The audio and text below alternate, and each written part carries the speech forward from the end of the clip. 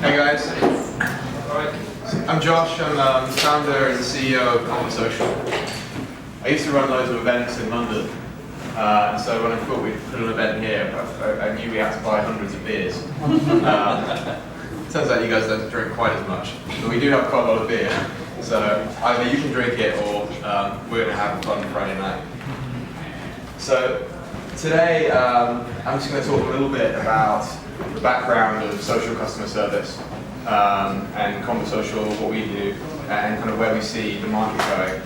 And then after me, David from JackThreads is going to be talking a little bit about what they do, how they've been doing social customer service, a bit more about their business, and where they see where they see it going for JackThreads. We'll have a little bit of a Q&A at the end, but I mean, we're in a nice little group, so feel free to just kind of shout out if you have questions, and then at the end we can do a kind of sit-down Q&A. We have lots of fruit, veg, hummus, beer, pizza, so feel free to go and grab what you want. There's a back door and the toilets are just there as well if you need to go. So I actually first started building Facebook apps back in 2007, 2008 for brands. And at the time, social media was really all about marketing. For years, the company's social media efforts were just about publishing, advertising, that kind of thing.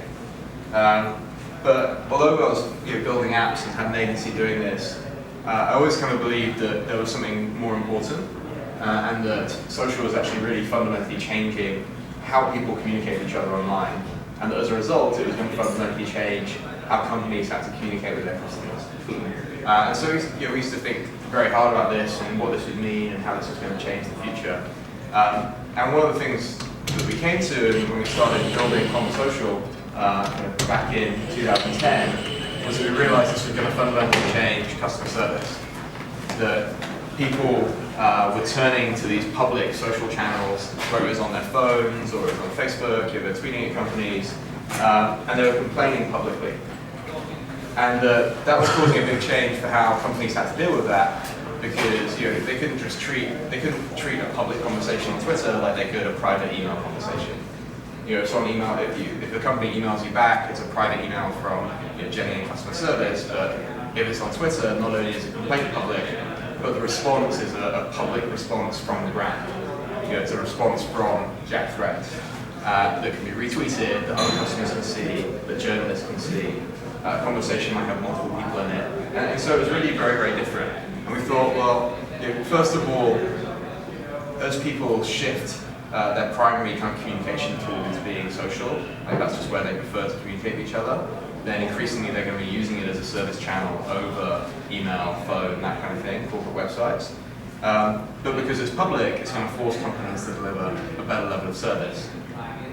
And as everyone sees them delivering a better level of service over Twitter or Facebook, then more people are going to choose to use that channel instead of email and phone. So it's just going to kind of feed on itself and get bigger and bigger and bigger.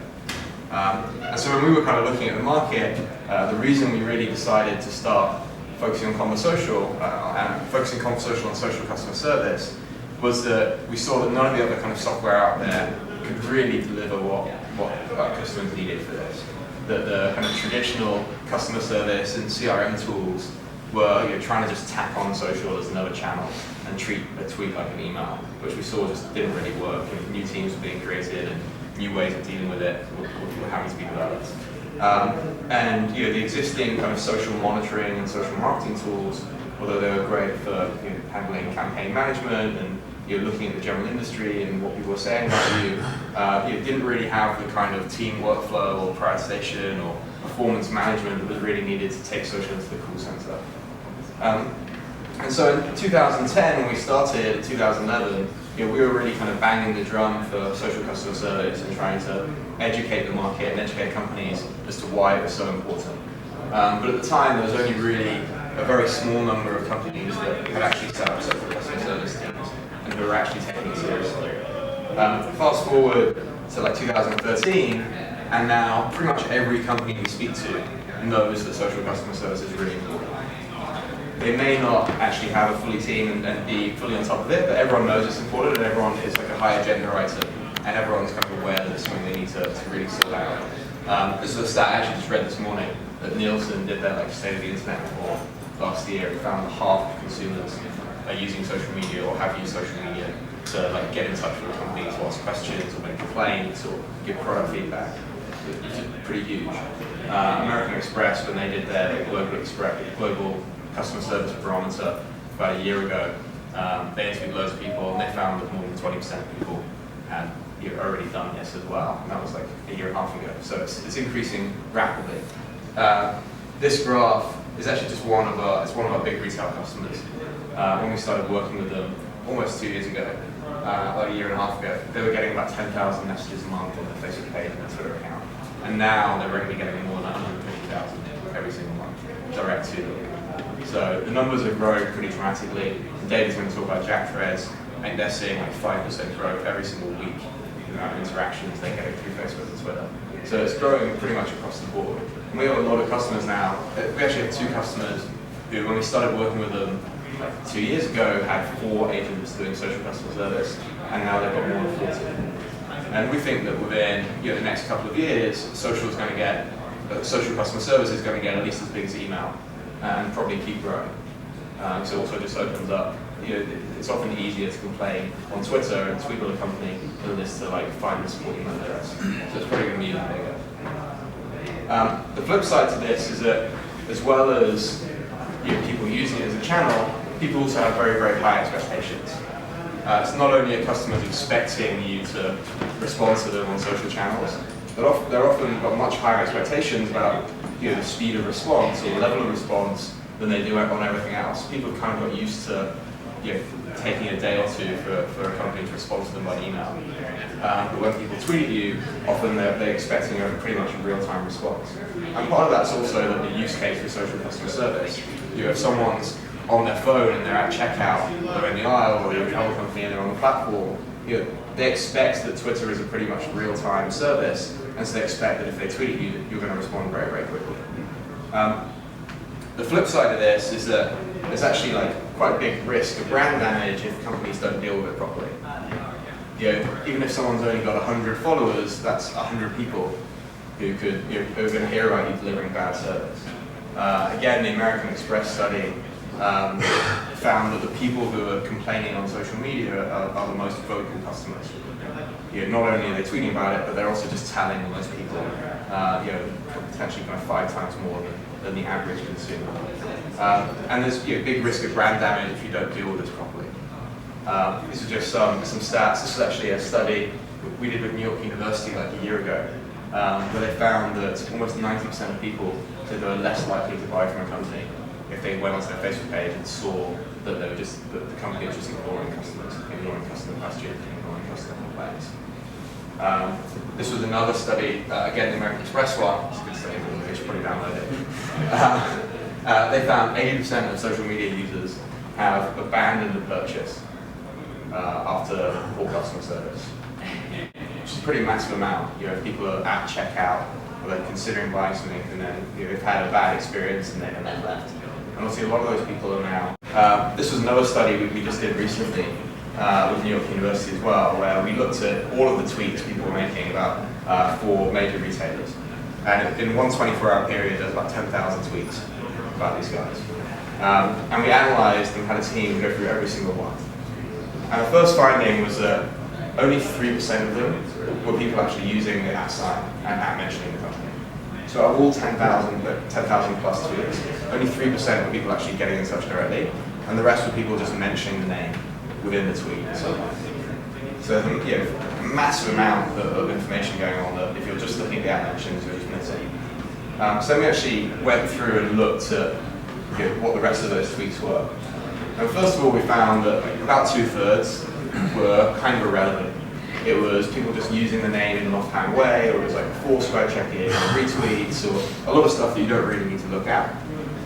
But a third of it was actually like customer service related in some way. It was people giving feedback, talking about the experience they had. And actually 8% of that third were people who were really dissatisfied.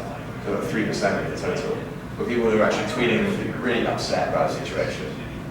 And that means that for every person who was mentioning a company asking for something directly, there was another person who wasn't mentioning, but who was genuinely really upset, and who you could have reached out to if you'd known about it and helped with. And this is actually a massive opportunity to really delight these customers. Because if someone's upset and they've chosen to reach out, by the time they've reached out, they might have already tried to get help from another channel, and this is like the last resort.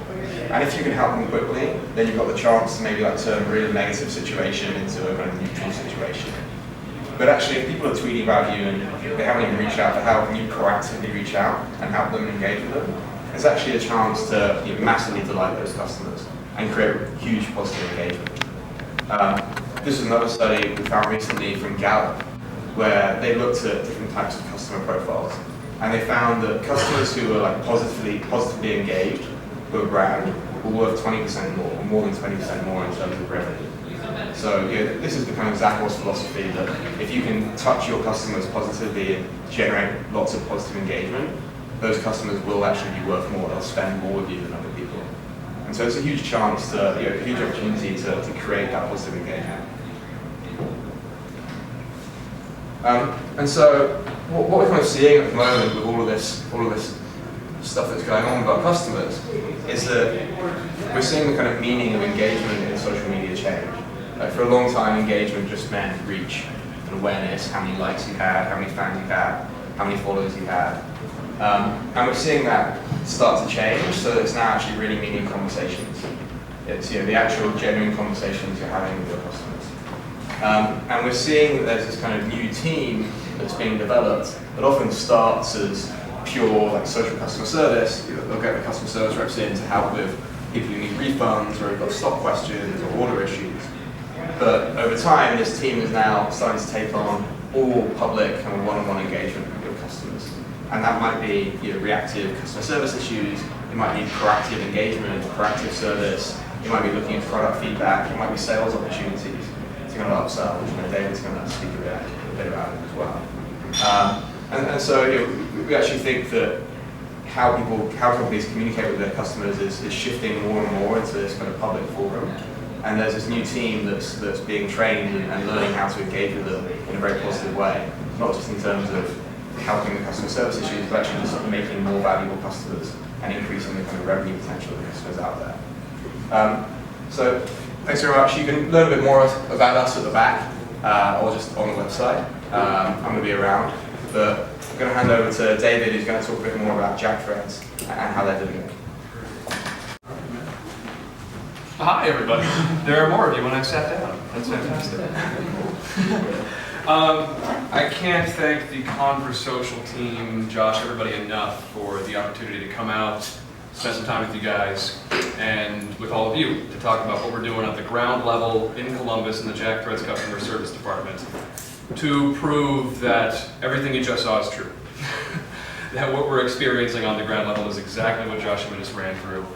We are seeing a shift happen, and hopefully just to share a couple of anecdotes on what we're seeing, some of the progress we've seen by focusing on social, and specifically by focusing on social by using a platform like Conversocial that allows us to be more robust and proactive in what we're doing.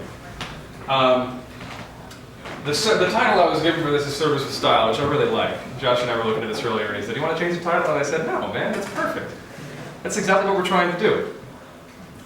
One of the things that we've seen in our growth over the past few years is that our customers are interested in talking to us about style. Our customer service department has evolved beyond, where people go to complain or check on their order or talk about the damaged item they received. People want advice on how to build an outfit. What's the stitching like on this item of clothing? We have a very engaged customer base from the work that our marketing team is already doing on social media. So we found that we needed to find a way to reach them where they are and engage them in that way.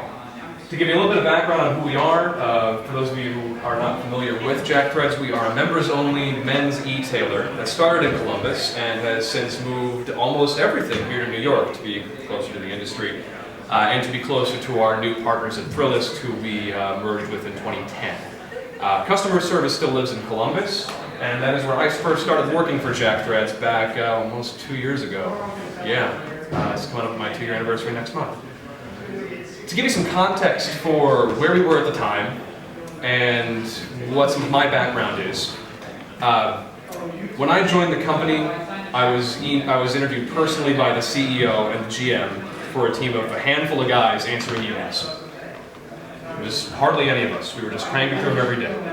I was working as a theater artist regionally. I had worked in Iowa, Indiana, Ohio. I was trying to find a way to make a life in Columbus, find a nice day job in customer service so I can go to my theater stuff at night. So coming from a creative background, I was interested to try to see where this would eventually go. And I could talk all day about how having a background in the arts helps you in business, and that can be a whole presentation. But hopefully that will inform a little bit about, how I came into this role and how we train our associates, what we're able to accomplish creatively, as well as quantitatively in what we do. Our revenue last year was north of 50 million, and we expect it to double this year. We had our highest revenue month ever in February of this year. Not in December, not during the holiday rush, but in February. So we are seeing extremely fast growth. And our customer service team is trying to keep up the scale. I'll get into a little bit more about how that's affecting social as well, but just to give you some more context on our growth, we're also looking to move more from curating sales, bringing guys rare, unusual brands that maybe you can't find anywhere else online, certainly that you can't find anywhere else online for the price we have, but to curate our own material. We now have designers on staff who have now built, I think, 5 private labels. So it's another aspect in which we're trying to directly help our customers out in terms of style and promote those brands through social media as well. Mostly what I did early on in social was handle whatever the marketing team passed on to me. We get an email from our marketing manager or our customer retention manager and say, hey, somebody's complaining about order on Facebook. Can somebody on the team take care of this? David's a good writer. Can you write him an email? Great. That volume became so great over time that eventually I was just living natively in Facebook on my own. And over time, when I started to develop more responsibilities in the department in terms of training and quality assurance, eventually I was just taking off of email and phones and chat all together and just looking at social media all day long. This happened organically for us. This was not something we decided one day we should do this. This was an evolution of a new form of customer service that we saw and that we started to see success in. In last spring, Stella Service did a blind study of about 20 companies, and we were ranked among the top 5 in terms of responding to customer complaints and issues on Facebook, because we simply responded to them and didn't delete them if they were negative. We responded within 24 hours. At the time last year, these were pretty strong metrics that a lot of major companies, big corporations, were not holding themselves to. We started to notice that people were paying attention to what we were doing on social, felt a kind of pride in that, but also a sense that we need to make sure that we're staying ahead of the curve. We need to find a way to continue this trend and anticipate that our customers are going to want to live here. One of the ways we started to see evidence that our customers were living on social was not only the growth we saw, 366% in our membership year over year, but also the fact that our customers were rapidly moving to mobile. We launched our first mobile app last year, and we've launched a couple of different versions since then. Now, 45% of our revenue comes just from our mobile app. Mobile alone. That has a huge impact on our social media, and really on all of our customer service channels. Most of last year, we spent our time trying to drive contacts through live chat. When you go to JackThreads, you can sign into a live chat. It's basically like an old AOL Instant Messenger type thing where you can chat live with the customer rep and they can walk you through any issues with your order. It's got a really low cost per contact. We loved using it. But once we started going to mobile more often, we had to start reevaluating how we can interact with our customers. So we're doing a lot of things to try to address that, looking at bringing on text as well. But we noticed an upsurge in mobile because, I mean, you think about it, if you're shopping on your phone and you've got an issue, what else am I used to doing on my phone? Oddly enough, our customers apparently are not used to calling us because we saw no rise in our calls. Now granted, because we're growing so fast, we've only had an 800 number for less than a year. So maybe customers aren't as familiar with it yet. But that being said, the 1-800 number is posted on the Contact Us page. When you go to the app, there's an option to email us or call us. They were ignoring that and going to Twitter. because that's what they're used to doing on their phone. Some of them are also going to Facebook as well. Some of them weren't even going to Twitter to contact us. Some of them were just going to Twitter to talk about us to their friends, like Josh was just saying. This huge sea out there you see of people kind of calling out in the wilderness for help from Jack Threads, or praising Jack Threads sometimes, but not mentioning us specifically. We had some tools in place to do some proactive searches, but I was spending most of my day sifting through a sea of tweets and Facebook posts and trying. I mean, I love Facebook, right? It's helped me get a lot of connections in life. I get to look at my family. I get to upload pictures of my dog, who I'm a little obsessed with. That's okay, but it's designed for you to waste time on it, right? For you to get lost and browse and kind of just drift off into things and discover things and connect. It's not designed for efficiency. It's not designed for a customer service rep or anybody in a company to look at and say, I am going to plow through all these contacts today and get this work done and help all these customers. We were spending most of our time sifting. We ran a trial run of Conversocial, because this is the thing too. We didn't go out searching for a tool. Conversocial was able to connect with our CEO, share what they were doing. He passed it on down to us, and we said, let's give it a shot. This was at the exact same time we saw the 45% rise, 45% revenue stream happening through mobile, that shift going on. So at the same time that we see this surge, we hear from Conversocial, we try this trial run, and boom, our agents are 7 to 10 times more effective, more efficient at answering social customer service issues. That's 7 to 10 times more contacts per hour than they had before. Right away, we said, that's our ROI. There's more that we can do with this tool, and we're going to continue to pursue it as we scale up. But right there, right off the bat, we said, well, this is why we're going to do this. Because that opens up other opportunities for our agents to work in other aspects of the department. It helps improve our response time for customers. Because if we're responding to 7 to 10 times more contacts per hour, they're getting a faster response. We're hitting that 30-minute response time much more often than we were before. It's not happenstance anymore. It's something we can forecast, plan, and aggressively build relationships with our customers. So now at this point, after only a short period of time, and Grant, remember, this is just using proactive search and engaging people who are posting on our wall and tweeting at us. 10% of our total CS volume comes from social media. Other channels are phones, live chat, email. We haven't posted our Twitter handle on our Contact Us page yet. We haven't directed traffic there yet. And it's already at 10%. So that's going to grow as we continue to grow. That's just what's out there without trying to drive this and engage it. All to say that the relationship that we've had with Conversocial so far has been extremely successful. One of the reasons it made sense, as you can see here, is that it breaks down what we see in social media into an efficient queue that a customer service rep can look at and say, I know what this is. This looks like the email queue that I work out of every day. It streamlines it, processes it, it allows us to see how many messages we have incoming so we can forecast and plan, set aside, well, how much time do we need for so-and-so to work on Conversocial instead of answering phones or answering emails. That's an advantage that we didn't have before.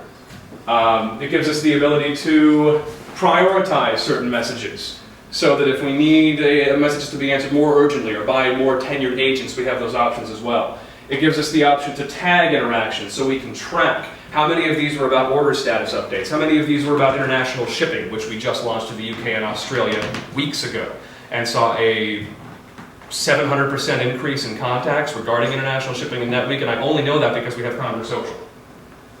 We would not have been able to track that as easily. We would have had to dig through and take time, but because of Conversocial, we had that data in minutes.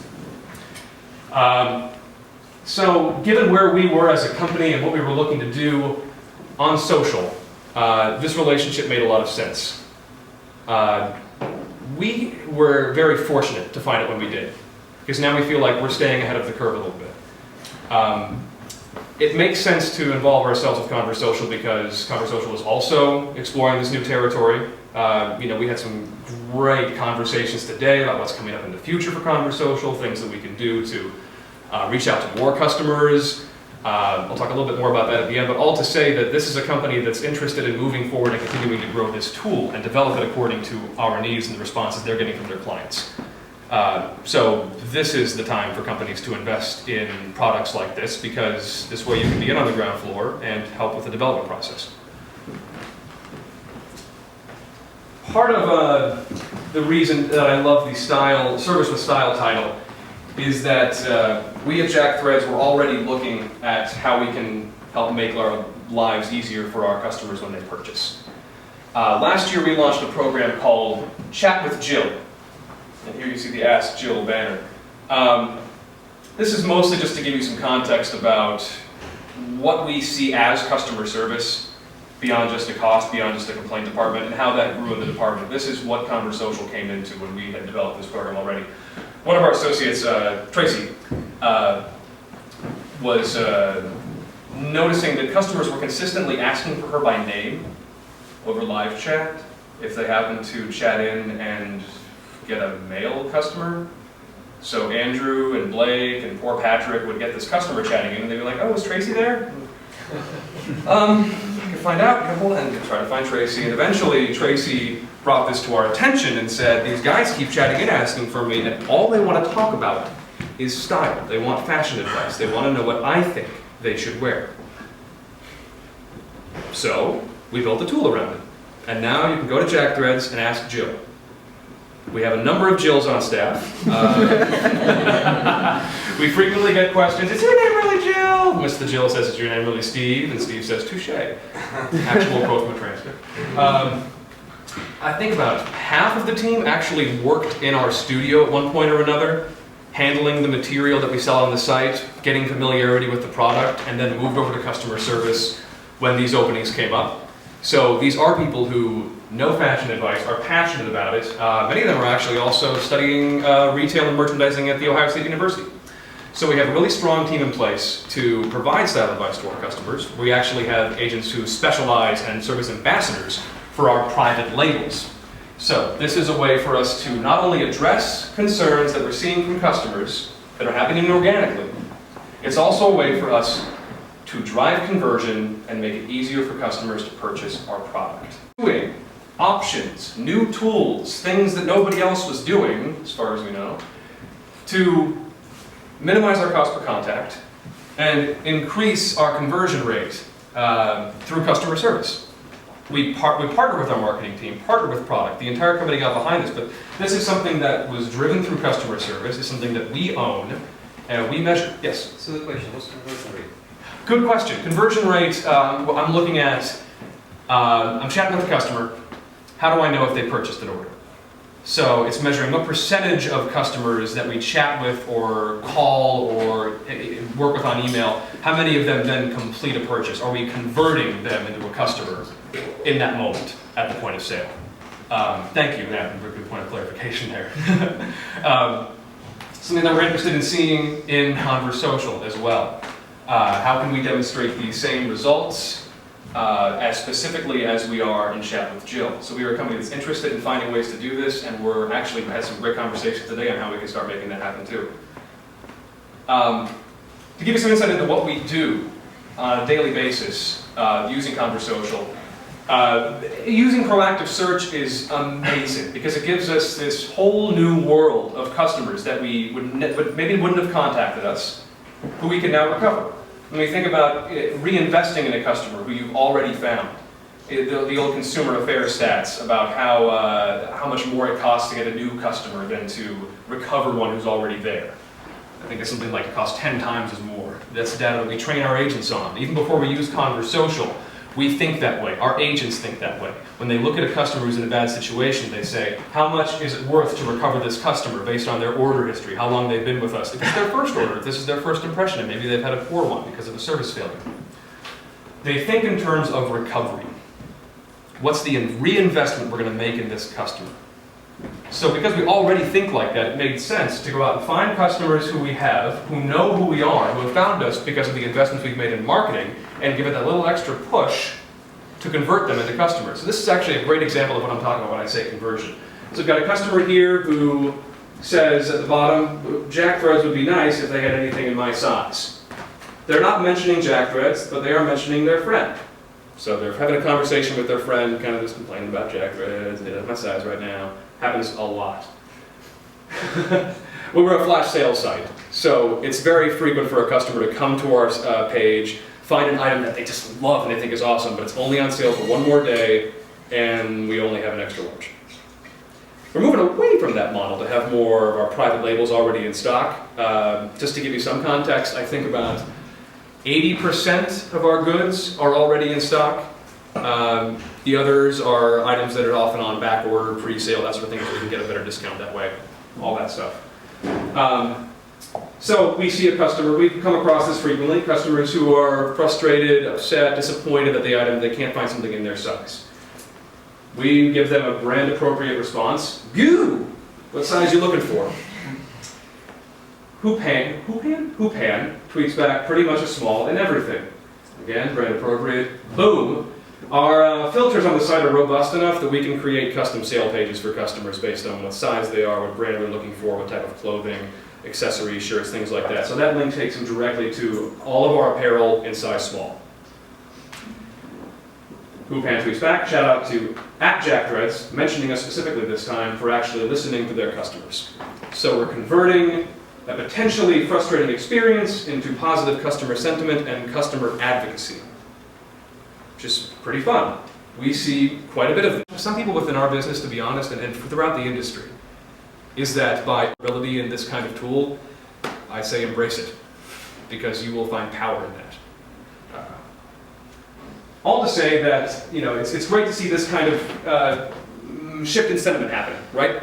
But how can we make that tangible? How can we start to show that customers are not only talking about us, but also purchasing from us? And we see an example of that right here.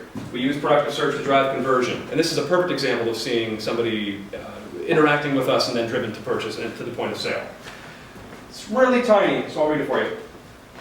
Cam Callie tweets, "In my size! JD Fisk-Yale on sale at Jack Threads." This is actually a really nice example of how easy it is for our customers to interact with Twitter from the site. Every single item on Jack Threads, and you see this all over the place now in online retail, there's that direct link to put it on Twitter, to share it on Facebook. Ours are also incentivized. So if you send that link out to Twitter or Facebook and one of your friends clicks on it and opens a Jack Threads account and places an order, you get 10 bucks on Jack Threads. That's another reason why we have such a heavy presence on Twitter and on socials, because that was a really strong part of our marketing strategy early on. Spread like wildfire through this referral link. So that's the kind of thing we run into all the time. People talking about products that they like, giving us an opportunity now that we have Conversocial and we can more efficiently process these to give out a quick interaction with the customer, just saying, get them, the big old grin. We're not afraid of emoticons. You know, maybe they're outdated, but to be honest, I'd much rather have the customer walk away saying, Jack Threads, you're corny using an emoticon, what's up with that, than saying, I have no idea how this person feels. I'd much rather have them think we're not cool. We're rather cool enough to be in the conversation, but not cooler than them. They should always be cooler than us. Anyway, customer tweets back, Jack Threads have to get paid first, but I'm certainly getting these. Jack Threads says, right on, what size are you looking at? Ken Callie says size 11.5. This is the point where having a customer service rep on social is key. Because somebody in marketing might not have direct access to our inventory. They don't live there. Our CSRs live in our inventory. They live in our order history. They live in our revenue system. They do this every day. They handle dozens of these every single day. So this customer service rep knows exactly where to look to find out what we have in stock, and so we only have 3 left in 11. Any way you can snag it now. Cam Callie says, I'm getting them now, ha ha. And Jack Threads says, woo, glad to hear it. And I think that the next tweet we had after this, if I remember correctly, is the customer sharing their purchase. So we have direct evidence of conversion in that moment. Which is pretty powerful stuff if you look at this as a narrative for a customer. What we want to do moving forward is finding a way to formalize that. So how can I know exactly if I look at a customer who's tweeting or Facebook posting to us, if I interact with them, how can I look back and say, I want to know how many of those customers purchase from us. So We've been working with Conversocial for a very short time, relatively, and we're already crossing that kind of threshold where we're going to be able to measure conversion through this tool, which is really dynamic. And the biggest thing that does for us, the biggest thing that does for me, is it allows me to go back to the business and say, there is strong evidence that this is not only helping, but improving our bottom line. And that means a lot to me because working in quality assurance and training for customer service, it is an industry where you see a lot of burnout, where you see a lot of people get tired of answering those questions dozens and dozens of times every day. Customers who may be irate or passionate or have had a poor experience, and we have to find a way to turn it around. It's very difficult traditionally across the industry to keep people in good spirits and customer service. This is a way to do it. If our agents get to work at a venue where 90% of our interactions are positive, and they can be proactive with customers and surprise them and delight them, it's so great for their morale. So emotionally, I love this. And logically, I'm also able, even with the tools we have in place now, to present a case to our business to say, this is impacting our bottom line, this is helping us run more efficiently as a business, this is winning back X many customers. So it's really a fantastic pairing. It provides a great opportunity for our associates to continue to scale up within the department, gain more skills that they can choose to develop here at JackThreads or wherever else their passions and dreams lie. It's been extremely exciting and obviously good for business to keep this moving forward, and I'm excited to continue working with Conversocial. But for what it's worth, it's also been very moving to see the way that social media is improving. 5% increase in our volume week by week on social. So that 10% you saw, that's how fast it's growing. Just on its own. Again, just with us living there, not with us pushing volume there or anything like that. Another nice thing about Conversocial is that it's a dynamic tool. I really wanted to share this, this stat, but it's a little out of context now. Things are always changing on social, right? There are new social media networks popping up all the time. Facebook's changing its interface all the time, and everybody's yelling at Facebook about the free thing they're getting that's changing all the time. Twitter's changing. Facebook recently put in a tool that allows you to reply to a comment, right? So you see a picture, you comment on the picture. Before, if I was going to respond to a customer who was commenting on a picture, which we have a lot of pictures online if you go to JackThreads' Facebook page, a lot of stuff. I have to put something at the end of that comment thread and tag the customer to make sure they saw it. So I'd be part of this longer conversation, like their comment would be here and I'd be way down here. See the background coming through, sorry folks. Now I can reply directly to that comment. So the customer just sees that right away. This tool went into place a matter of weeks ago, and Conversocial had a way for us to use it in a day. There was no lag time. We were able to do it immediately. And we saw our response rate on Facebook increase 66% that week. So all to say that this is real, it's happening, and you should do it. Thanks.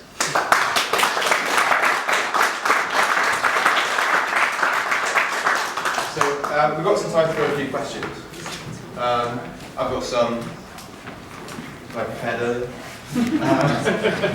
But does anyone have any questions for David to kick things off? Yes, sir. In the back. I just have a quick question. You use the term proactive search. Yes. Is that basically like a listening tool that anytime anyone mentions the company, you're able to pick that up? That's exactly right. Anytime anybody says the phrase JackThreads in a tweet, we can find that and respond. The tool is dynamic enough to search for more than just JackThreads, and that's one of the things we want to do moving forward, is can I look for board shorts? Can I look for boat shoes? Can I talk to our merchandising team and say, what are we selling next week? What are you really relying on to be a big heavy hitter in our sales calendar? And if they say it's going to be this new brand of Ninja hoodies, I can put Ninja in our proactive search for Ninja hoodies, and we can start engaging customers to get them ready for that sale. So there are all kinds of ways that we can use the proactive search tool, other than just that listening tool for the brand name itself. As we continue to scale up, we'll start doing that more aggressively. Yes? Does the Conversocial, does it have an API so you can integrate with existing customer service systems, or is it just a kind of standalone system? So If it is standalone, can you kind of link, like presumably conversations move from Twitter to conventional customer service? Sure. With people So up to now, it's largely been standalone. But we actually released our first API this month to start integrating the data between them. We're kind of releasing a lot more over this quarter. There's this kind of pipe dream that a lot of companies have of having a kind of single view of the customer. So if someone contacts you on one channel and you can see all of the information from the other channel. There have actually been a lot of companies who've been trying to do this just with email and phone. Right. And struggling.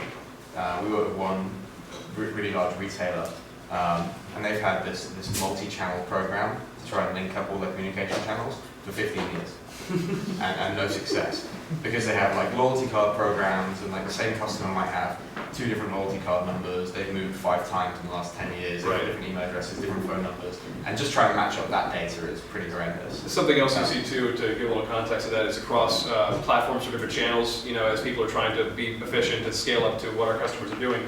One phone provider might not offer as valuable a tool for chat.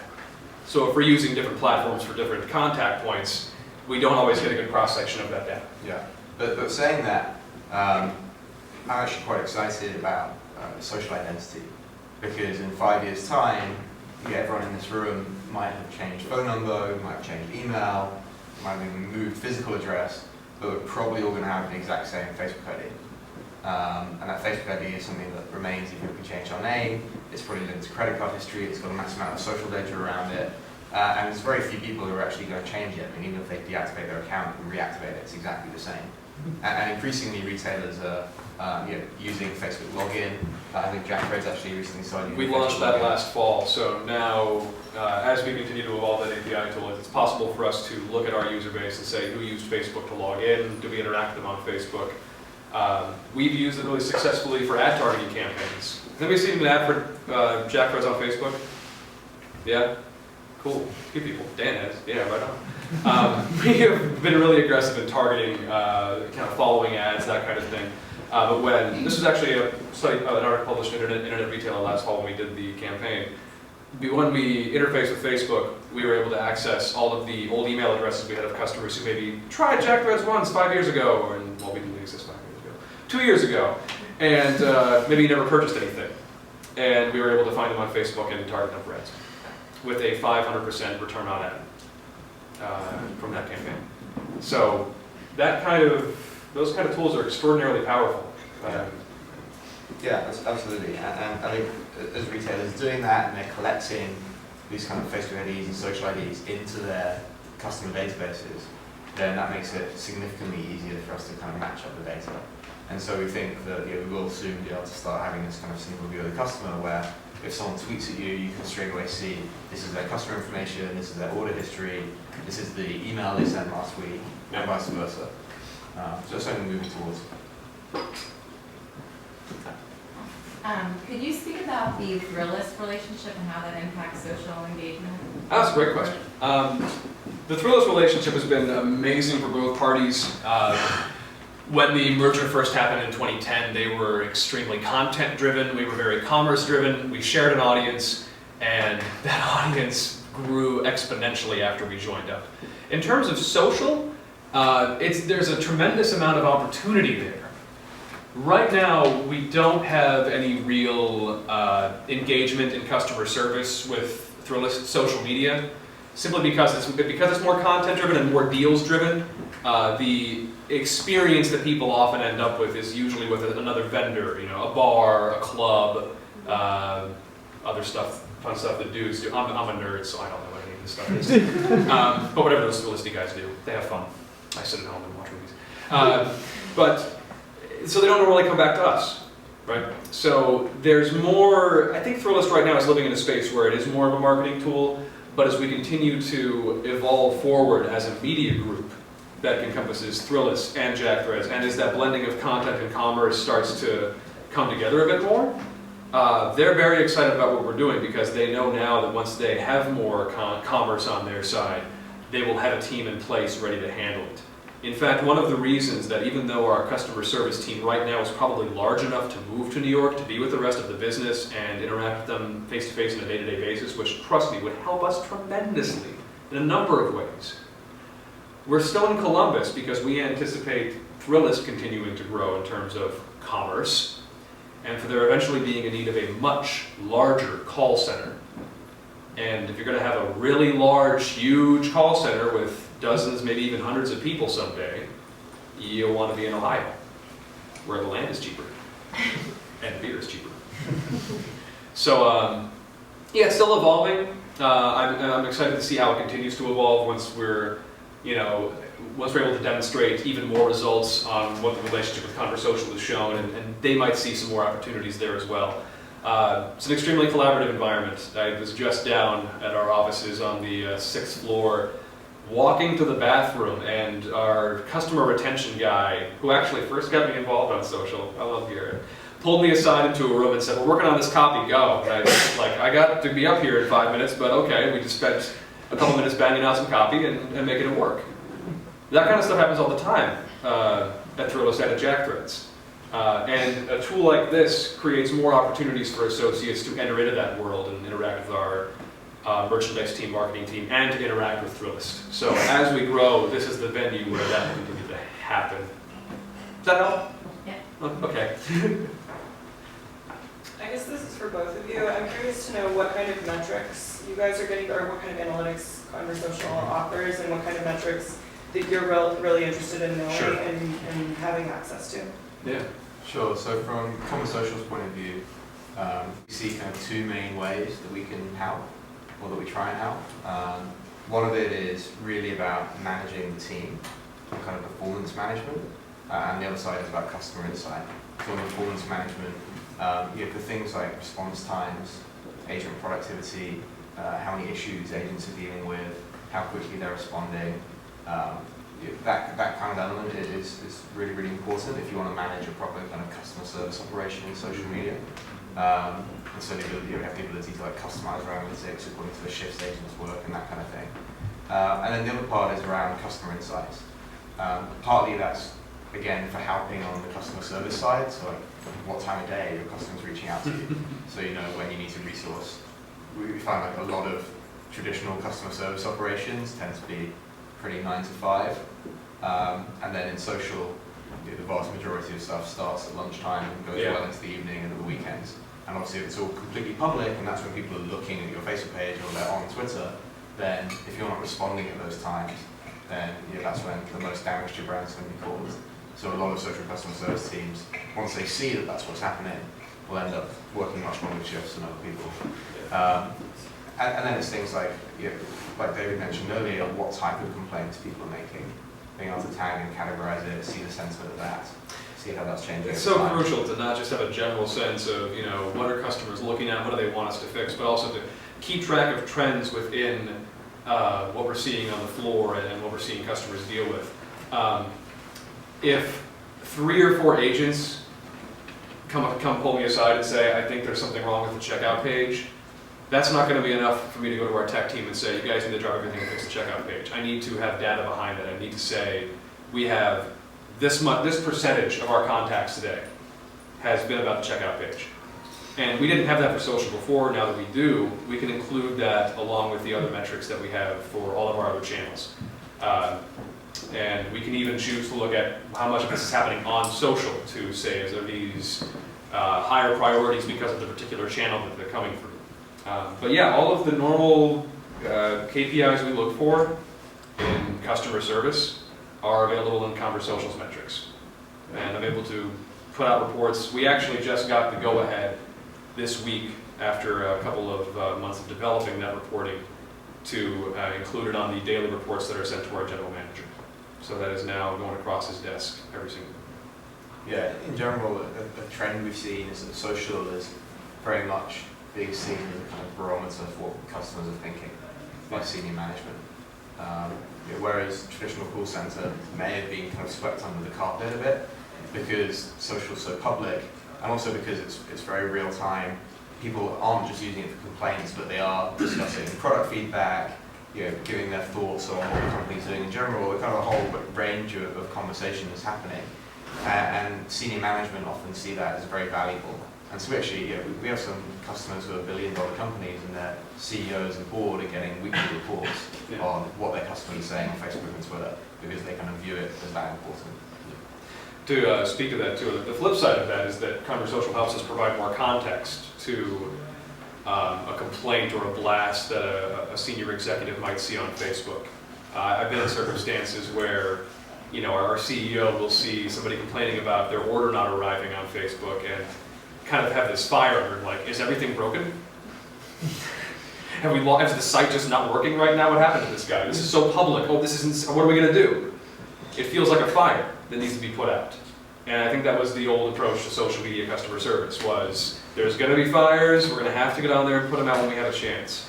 But now we have the ability to not only address that in a timely manner to the CEO's satisfaction and address it in a public way that will hopefully win back that customer, but I can also, after we've put out the fire, pull them aside and say, just so you know, we're measuring how often we get that issue popping up on social media, and it's X%. So it looks like we're in the clear. That was probably our fault, by the way, because one of our sales techniques is to find issues on like a public Facebook page and email them to the CEO. Have you seen this? You need a Have you seen what's happening to your company? It's true though. I mean, our manager has been in the biz for a long time at Jack Thorne, the CS manager that we have. It's been amazing watching his evolution with this tool, because he was a little bit old school about it and said, like, man, I really want to make sure that our managers don't see anything really bad coming through Facebook. It's really good. This is the kind of stuff that we see more often, so it's kind of shocking sometimes for somebody at a higher level to see this level of passion, this kind of interaction, and hard to put it in perspective. So he was more of a put out the fire kind of guy. Working with you guys, I was really able to put together a strong business case to show him, to say this is how it's going to impact our productivity and impact your concerns about what people in higher levels are going to think about this. So, for what it's worth. What about a return on investment? That is an excellent question. The ROI for us has come from efficiency so far. Just tracking orders, if you could just deal in dollars. Yeah, exactly. That's exactly what we're looking to build moving forward, to connect the same kind of ability to track conversion that we have in our Chat with Jill feature, where I can tell you what percentage of those customers wound up purchasing an order that day and how much higher that is than our other channels. We want to build the same tracking system in Conversocial. In fact, we'll find a way. Yeah, it's the whole putting out the fires thing is often the reason that most companies first start doing social customer service. Often that's the only kind of ROI they need, is just to like stop the pain. I'd imagine if you're maybe charging like $500 a month for this, there's a huge value for someone like Tesco to track the conversions. Absolutely. And it's a huge value for you in getting your sales team to actually sell based on value. Absolutely. So you can understand what that is. I mean, Tesco's got a ton of money. You could say it's $500 grand. Buy it right now. So what we tend to see is that companies often first start just because they need it, right? But then the volumes keep getting bigger and bigger and bigger, and suddenly they need to justify start putting more heads on it. Yeah. And they might be able to go at the beginning and say, oh, we need 5 people to like just look after this. People are like, okay, look after it. But then when they go back and say, okay, now we need 20 people, suddenly you're like, okay, that's actually a lot of money to pay salaries for 20 people. We need some kind of business case. And so that's when there's lots of different things we've worked through with our customers. Obviously, the most exciting thing is if we can actually integrate directly and show conversions for sales, which is some of the stuff we're looking at, and it becomes easier once retailers have like Facebook Connect log in into their websites and they're collecting that data, otherwise it's pretty difficult. But there's also calculations we do where we just look at, all right, well, how many customers are you actually helping over social? And what's the value, what's the average customer value? Yeah. And so this is kind of $10 million worth of revenue that you could have lost if you hadn't helped these customers. Often by the time they're complaining on social, if you don't help them, you're going to lose them. Yeah, we use a lot of that right now to make our own business case. We're going to keep looking at that moving forward. To give you an idea of how valuable this was right off the bat, when I mentioned that we were 7 to 10 times more productive per hour, we didn't add any additional hours. So we were able to, we spent the same amount of time that I normally would, and me and my team normally would, filtering through tweets and trying to find the ones that really needed a response. Now we're spending the same amount of time, if not less, on social, and we're producing more results. So that's a start, but I 100% with you. We're right there with you, man. We want that conversion tracking too, and we're going to make it happen. At a slightly more abstract level, but kind of the same question. Yeah. Is there any sort of algorithmic or semantic analysis of dimensions that says, this is positive, this is negative, and track them over time to say, okay, now we're using a tool, and positive dimensions have kind of gone up? So, no, at the moment is a short answer. I'll give you a slightly longer answer. There have been lots of like sentiment analysis tools online for quite a while in terms of more general listening tools. And they're often very useful for kind of getting a general overview and the trends of what happens. But there is a big issue around accuracy, especially if you really want to make kind of actionable decisions on it. I think unless something's very, very highly trained on a specific set of data, and people talking to you in social isn't a very specific set of data, then even then the accuracy is often less than like 60–70%. Whereas in our case, when you actually have teams of customer service agents who are looking at all of this content and actioning it in some way, it actually isn't a big job to then to let the agent say whether it's positive or negative and to tag it. And so our approach has just been to make it as fast and easy as possible to allow the agents who are looking at the content to mark the sentiment. And then you've got like 95% plus accuracy, as long as you have good guidelines on it, and actually gets actionable data. So it is tracking the tool, but it's added humanly. And those guidelines are key, making sure that agents know exactly what we define as a positive interaction, neutral, negative, and we have to be really well trained on that and honest with ourselves. One of the ways that we do that is to let agents know that we use this to drive results through the business. We use this to push the voice of the customer through to the rest of the business. So be honest about what you see. This is not your score. This is not us rating how good the company is. This is if you don't like the fact that, for instance, customers are having trouble logging in through the app on certain devices, if that is a kind of a contact point you see a lot, if you've had 7 or 8 of those calls today, be honest about it. We have to have that data to push this through and push that voice of the customer through to the rest of the company.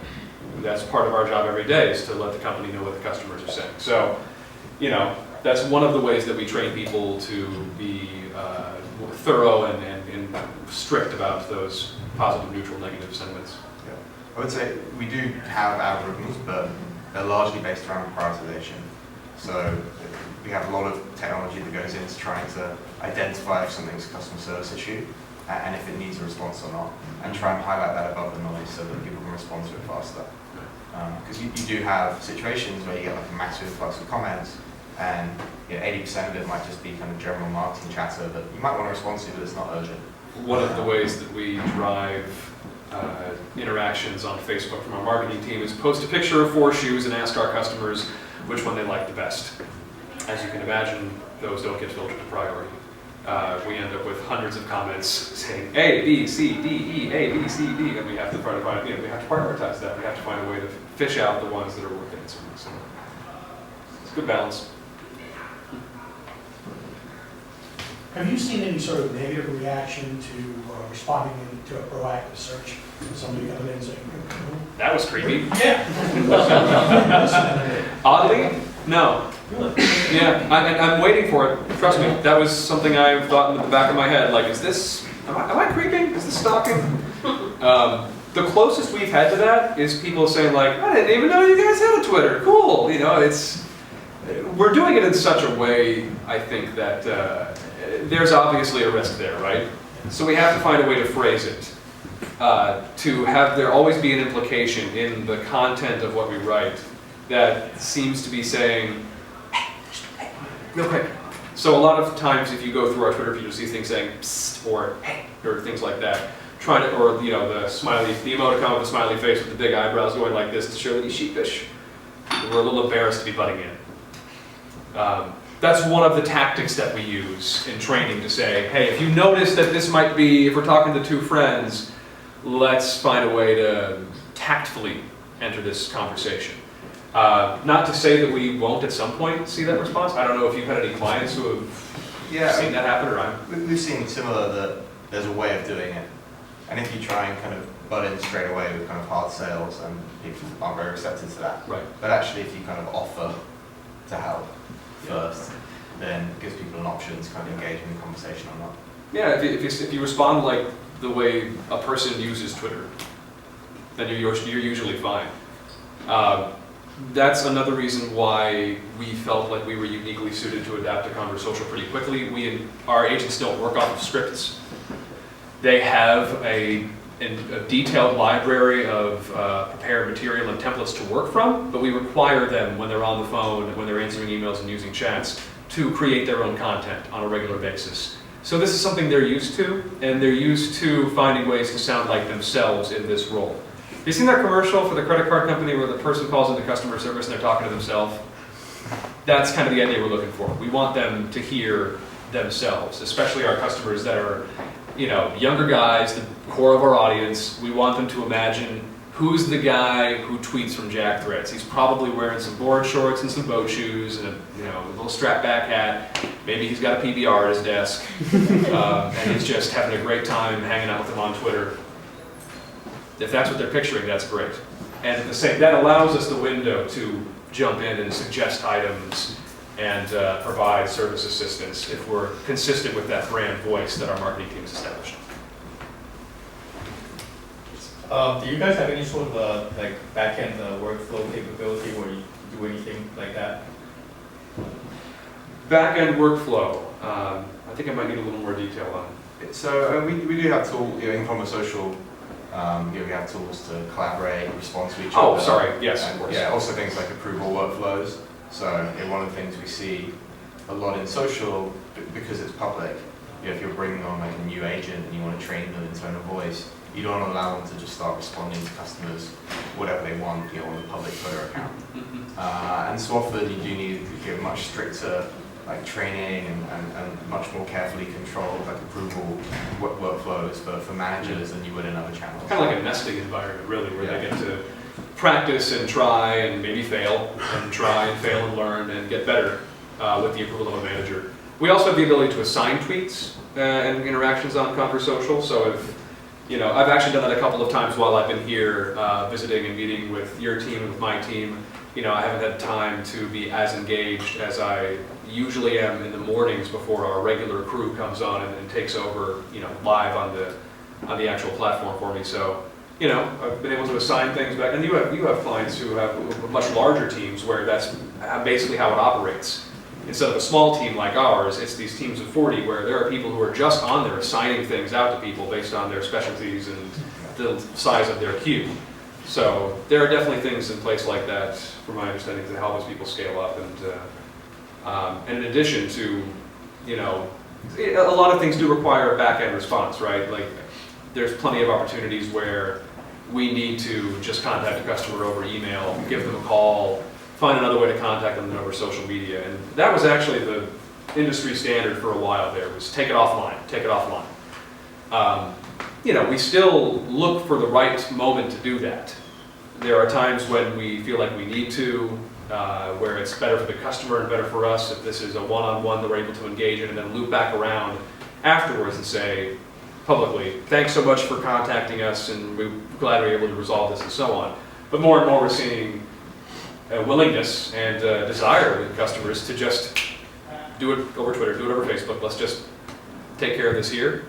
Let me know where my order is. You can give me my tracking number. We keep any personal information private, of course. But more and more we're seeing customers wanting that to happen live without somebody emailing them through our regular channels. So, it's a little bit of both depending on the need, but we've been very happy with the back-end workflow stuff so far. Do one final question? Sure. What's the error rate? Are there tweets that fall through the cracks, and how do you actually measure that if you don't know that's happening? So, from Conversocial's point of view, obviously one of the major kind of advantages to using a system like us is that we're designed to make sure you don't miss any tweets. That's the kind of point of having a whole workflow system that brings everything into a queue and it stays there until it's been dealt with. So that's certainly one of the big benefits that we bring. Obviously, we've still got to rely on people like Twitter and Facebook say